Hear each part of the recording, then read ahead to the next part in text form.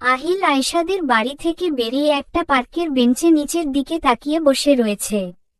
হঠাৎই নিজের পাশে কাউর উপস্থিতি টের পেল আহিল।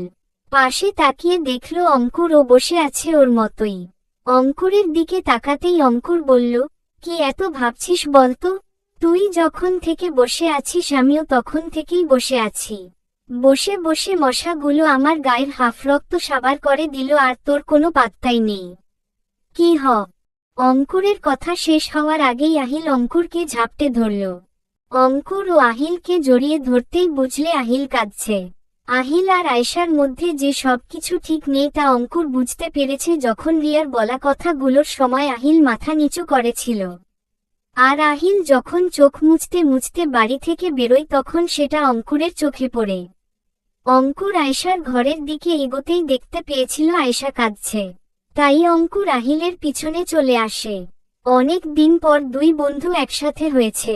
যেই আহিলকে ছাড়া অঙ্কুর এক দণ্ড থাকত না, বন্ধুত্ব হওয়ার পর থেকে তাকে ছেড়ে এতদিন থেকেছে। তার ওপর আবার এত ভুল বোঝাবুঝি। আহিলকে সোজা করতেই আহিল অঙ্কুরের থেকে সরে আসে আর মাথা নিচু করে বলে ওঠে, আমাকে ক্ষমা করে দে অঙ্কুর। আমি তোর বোনকে ভালো রাখতে পারিনি, ওকে ভালোবাসতে পারিনি, শুধু কষ্ট দিয়েছি, অবিশ্বাস করেছি। কে বলল তুই আমার বোনকে ভালোবাসতে পারিসনি? তুই যদি আশুকে ভালো না বাসতি তাহলে ওই ছবি ভয়েজগুলো দেখা বা শোনার পর আমেরিকা থেকে চলে এসে বিয়ে করতিস না।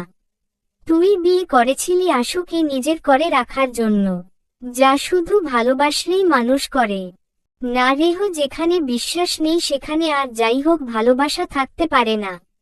আমার উচিত ছিল ওকে বোঝার, ওকে বিশ্বাস করার, যার কোনোটাই আমি পারিনি। আমি ওর যোগ্য নই। আহিল, তুই তো সময় পাসনি ওকে বোঝার। তোর সাথে আমার বন্ধুত্ব হওয়ার পর তুই যখন আশুকে দেখিস তোর ওকে ভালো লাগে। আস্তে আস্তে বুঝতে পারিস তুই ভালোবাসিস আশুকে। এরপর আমি জানলাম আর তারপর আশু।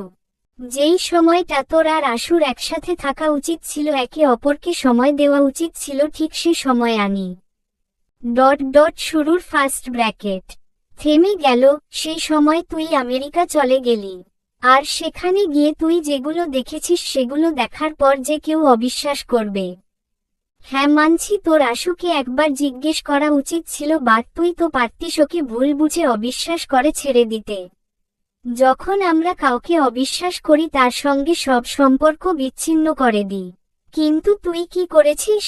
আশুকে নিজের সাথে বেঁধে ফেলেছিস।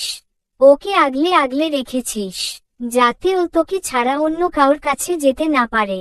আহিল, এক এক জনের ভালোবাসা এক এক রকম হয়। আর আশু নিজেও খুব ভালোভাবে জানে তোর থেকে বেশি ভালো ওকে কেউ বাসতে পারবে না। তাই যা গিয়ে আশুর অভিমান ভাঙা। আহিল অঙ্কুরের কথায় সাহস পেল আর অঙ্কুরকে বলল, তার জন্য তো একটা টেরা প্ল্যানের দরকার।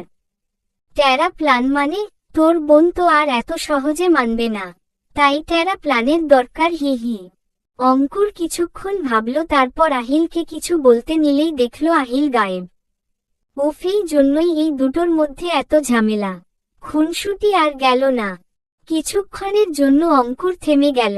অঙ্কুরের চোখেও আজ জল। অঙ্কুর ভাবছে, আজও নিজে যেমন আহিলকে বোঝাতে পারল তেমন যদি ওকেও কেউ বোঝাতো তাহলে হয়তো আজ আনিকা ওর সাথে থাকত, ওর পাশে থাকত।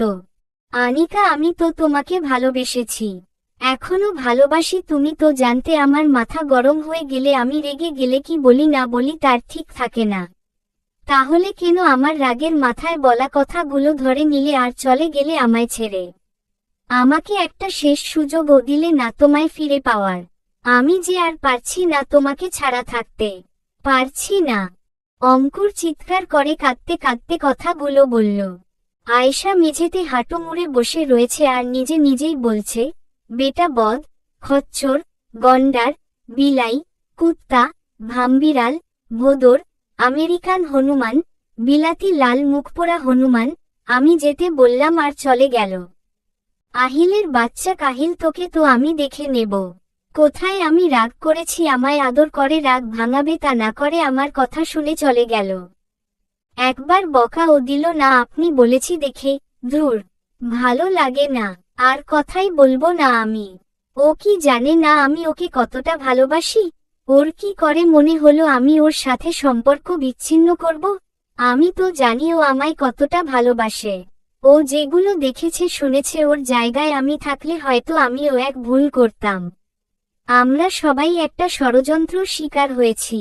বেটা বদপোলা আমায় এগুলো জোর করে না বুঝিয়ে আমার কথাগুলো মেনে নিয়ে চলে গেল। অন্য সময় আমার কোনো কথা শোনে না, আর আজ দেখো আসুক বেটা বদবিলাতি হনুমান আমায় নিতে, ঝাড়ু পিটা করব। এইসব কথা বলতে বলতেই আয়েশার কানে গাড়ির হর্নের আওয়াজ এলো। আয়েশার মনে পড়ে গেল যখন প্রথম আহিলের সাথে ওর ঝগড়া হয়েছিল তখন আহিল এভাবেই ওর ব্যালকনির সামনের রাস্তায় দাঁড়িয়ে থাকত।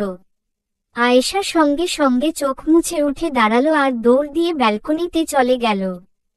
আয়েশা ব্যালকনিতে এসে দাঁড়াতেই দেখল আহিল গাড়ির ছাদে পা ভাঁজ করে ডানকুনুই হাঁটুর ওপর ভর দিয়ে গালে হাত দিয়ে বসে রয়েছে। আয়েশাকে দেখেই হাতটা গাল থেকে সরে গেল আর আহিল একটা টাস্কি খেল। এটা দেখে আয়েশার হাসি পেলেও আয়েশা নিজেকে কন্ট্রোল করে নিল আর মনে মনে বলল, কন্ট্রোল আয়েশা কন্ট্রোল। বেটা আহিলকে তোকে কাহিল করতে হবে। আয়েশা রেগে মুখ ফিরিয়ে নিল। আহিল লাফ দিয়ে নামলো আর দোকানে হাত দিয়ে দাঁড়ালো আর উঠবোস করতে শুরু করল। আহিল সমানে উঠবোস করছে আর বলছে, আয়ু বেবি, আয়ু বেবি, এবার থেকে তোমার কথা না শুনে কোনো কথা বিশ্বাস করব না। I promise. এবারের মতো ক্ষমা করে দাও প্লিজ আয়ু বেবি। আই সিওর আমি আর কোনো দিন তোমায় ভুল বুঝব না। তুমি যদি সাদাকে কালো বলো আর কালোকে সাদা সেটাও বিশ্বাস করব। ইভেন তুমি যদি বলো আমি ওবামা কিংবা ওসামা বিন লাদেনের থেকেও খারাপ দেখতে সেটাও মেনে নেব, বাট ক্ষমা করে দাও প্লিজ। আয়েশার তো ভীষণ হাসি পাচ্ছে এসব দেখে, কিন্তু তাও হাসছে না, একবার আহিলের দিকে তাকাচ্ছে আর একবার মুখ ফিরিয়ে নিচ্ছে। আহিলের শেষ কথাটা শুনে আর হাসি চেপে রাখতে পারল না, তাই হেসেই দিল। আর আহিল আয়েশার হাসি দেখে স্থিরভাবে দাঁড়িয়ে গেল, কিন্তু কান থেকে হাত নামায়নি। আয়েশার হাসি দেখে আহিলও হাসছে হালকা। আয়েশা হাসতে আহিলের দিকে তাকালো আর আহিলকে কান থেকে হাত নামিয়ে গাড়ির ভিতর থেকে একটা লাল গোলাপ ফুলের বুকেট হাতে নিয়ে এক হাঁটু গেড়ে বসল আর চিৎকার করে বলল, I love you Ayesha, I love you a lot. Without you I can't imagine myself. I promise you I will never leave you alone. You are my soulmate. I love you forever and ever and ever. Please don't leave me alone. I can't live without you. Ayesha কিছু বলতে পারছে না, সব কিছু যেন স্বপ্ন মনে হচ্ছে। আয়েশা কি উত্তর দেবে বুঝতে পারছে না, বলার শক্তিটুকু হারিয়ে ফেলেছে খুশির চোটে। আয়েশা কিছু বলতে যাবে ঠিক তখনই আহিল উঠে দাঁড়ালো আর দুদিকে হাত ছড়িয়ে আকাশের দিকে তাকিয়ে চিৎকার করে বলল, I love you Ayesha. Ayesha আহিলের পাগলামি দেখে হেসে পাশে তাকাতেই আঁতকে উঠল। আয়েশা শুধু বলল, আহিলুল। আয়েশা আর কিছু বলবে তার আগেই দ্রুত গতিতে আসতে থাকা একটা গাড়ি আহিলকে মেরে দিল আর আহিল ছিটকে পড়ল। আহিলের চোখ দুটো আস্তে আস্তে বুজে আসছে। আহিল আবঝা চোখে দেখতে পাচ্ছে আয়েশা ওর ব্যালকনিতে দাঁড়িয়ে আছে। চলবে।